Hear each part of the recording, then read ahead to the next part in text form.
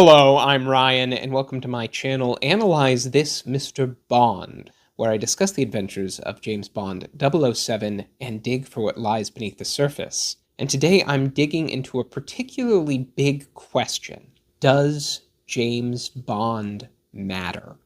The reason I've been thinking about this question lately is one of my followers on Instagram commented on one of my posts, noting that they were surprised that I was so invested in analyzing the character of James Bond. They enjoy James Bond, but they see James Bond as more of a trivial, entertaining character. So why do I keep coming back to this character? Why do I keep trying to explore the thematic underpinnings of this archetype? And there's a very clear, more academic argument that could be made there about how James Bond has transcended generations and decades, how this character effectively invented the modern film blockbuster franchise, how this character embodies changing social mores and impulses that we don't want to acknowledge openly but feel comfortable acknowledging in this fictional environment. But that's all very academic, and that's an argument for another time. As I reflected on this question, I actually started getting a little bit more introspective and personal, and I don't think I've ever really fully talked about why I do this channel, why I am so enthusiastic about the James Bond character that I continue to churn out daily content on Instagram and put the time into putting out videos about this character to engaging with you all about this character. In part, I haven't gone there because it requires me to be a little bit vulnerable about myself, but potentially in telling this story, it can illuminate some aspects of why I think the James Bond character is unique. When I first really became aware of the James Bond character, and that was in 1997 when Tomorrow Never Dies was going to come out in theaters and GoldenEye was being released on the Nintendo 64, James Bond resonated with me because he spoke to passions I already had. I was a pretty unusual young person. One of the aspects that's very clearly associated with the James Bond mystique is watches. And if you look back at my childhood, I was obsessed with watches from a very early age. My parents threw me a clock-themed birthday party at age 2 just because I was so fascinated with clock faces as a young kid that they picked up on this being some sort of preoccupation of mine. At age 4, I was playing with my next door neighbor, having pretend, champagne parties with her, pretending to be royalty. I would draw pictures of a dream house, and in my dream house, there would be a room just for tuxedos. I really liked this idea of elegance and pleasure in the finer things of life from a very young age. In fact, if you asked me at the ages 4 or 5 what I was going to be when I grew up, I often said that I wanted to be a jeweler. Now, I was homeschooled growing up until the middle school years. And so my family was very accommodating of my weird, obsessive interests. But even at that time, as I made friends, it was clear that my interests were fairly unusual in the scheme of things for young boys. Certainly, I wasn't a big athletic kid. I've gotten into exercise a lot more as an adult, but I was very apathetic to anything regarding organized sports as a young person. Despite my father almost being a pro baseball player, he got injured and couldn't continue with his career, but he was drafted. My dad was an avid athlete, so I had a lot of that growing up in my house, but it just never really stuck with me. I wasn't part of that. I was the kind of kid who really wanted to, have a nice meal or listen to a piece of music or something like that. And while I certainly connected with other heroes as a kid, I loved Indiana Jones, I loved Batman dearly, I was a big Star Wars kid. When I saw James Bond, I saw something that made a sense of something that I felt in myself. Here was a character that embodied a lot of the things that I saw in myself. This sort of zeal for life, this appetite for the finer things, this enthusiasm for elegance, and united it with a form of masculinity that my father celebrated that my friends celebrated that could help connect the dots between who I was and where they were and the things they valued. And there was this kind of bridge here. James Bond is a popular figure. And finally, I had found a popular figure that encapsulated so much of what I love. Many of the heroes targeted towards a male audience, especially those growing up, are a little bit austere or Spartan. It's not normal to have heroes that are male who are foodies, who are obsessed with clothes and the fine attire, who are going to lecture people about the details of brandy. There's something really compelling about the paradox of Bond being this incredibly tough, ruthless character, especially in the Sean Connery years. And Sean Connery was effectively my first Bond, despite becoming aware of Pierce Brosnan's Bond. Connery was the first Bond I properly saw in terms of sitting down and watching a movie. This sort of balance between this appetite for things that are generally seen as finery, and also combining that with a very robust confidence and strength and assuredness that is broadly seen as strong and virile and appealing.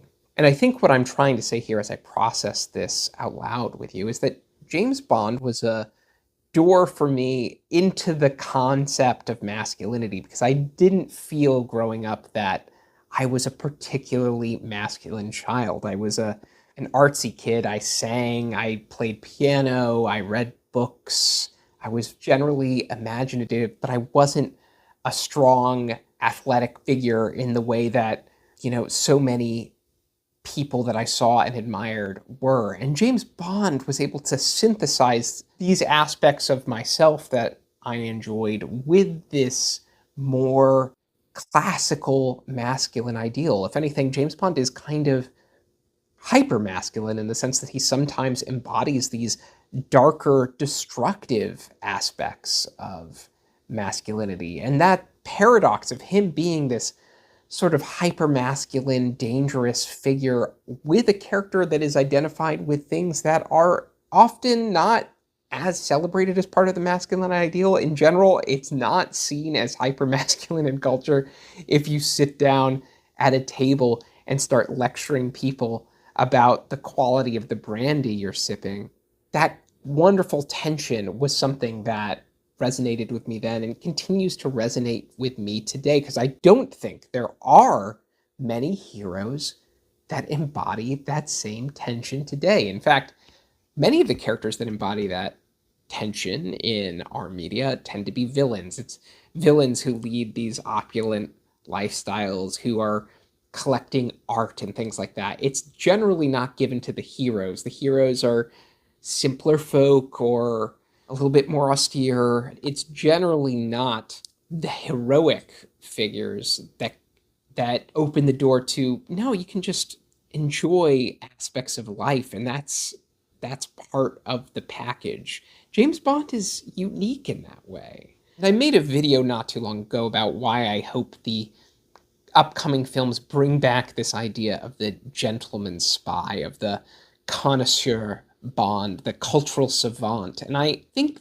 that's something worth encouraging in culture, worth maintaining as a thread, worth celebrating, because we don't celebrate it in a lot of aspects of life, but it enriches people's lives. When I go and hang out with Bond fans, as I did recently when a bunch of us went to Goldeneye in Jamaica for a gather-all, it was clear that so much of the Bond lifestyle was enriching their lives, that this freedom through this character to start investing themselves in what it means to make a nice cocktail, what good food looks like, what local cultures are across the world, what nice clothing looks like.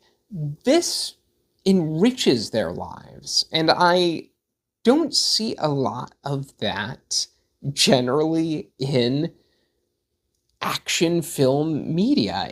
I don't see a lot of that in media, period. I think we've been in a weird place culturally and cinematically where we've been a little bit apprehensive about the language of pleasure broadly defined, visual pleasure. One of the reasons I defend the Daniel Craig run of Bond movies amongst the blockbusters of their era, despite their flaws, is that they were at the very least films that were dedicated to being gorgeous. And I think visually they consistently looked superior to their blockbuster peers at that time. If you look at Marvel movies versus the way a Daniel Craig Bond movie is shot, it's night and day in terms of the attention to just visual texture and detail and the lushness of sound. Bond as a character that embodies this sort of fantasy of pleasure doesn't have a clear replacement in the landscape. There are other versions of the same James Bond archetype, this lone wolf hero who has, a sort of darker side and also this sort of more luxurious side. You could look at characters like Lamont Cranston, the Shadow, who is both a playboy and crime-fighting hero. But there's not really anything contemporary that preserves that. Personally, that's what I respond to in this character. I find that balance of pleasure and menace endlessly fascinating, and I think the best thing the series can do going forward is to just push hard on the pleasure, push hard on the menace, make us feel the tension between them in the way that friction was felt so strongly when Dr. No first hit cinema screens in 1962 and was so polarizing that it was condemned by the Catholic Church. That, I think, is exciting and interesting and worth exploring. And I'm very happy that you all have found my extended ramblings about James Bond interesting enough to keep coming back and leaving such thoughtful comments on my channel. So that's where I'm coming from with all of this. That's my real story with James Bond. If you were to ask what I care about with James Bond, it's that James Bond, more than any fictional figure we have today, embodies this ethos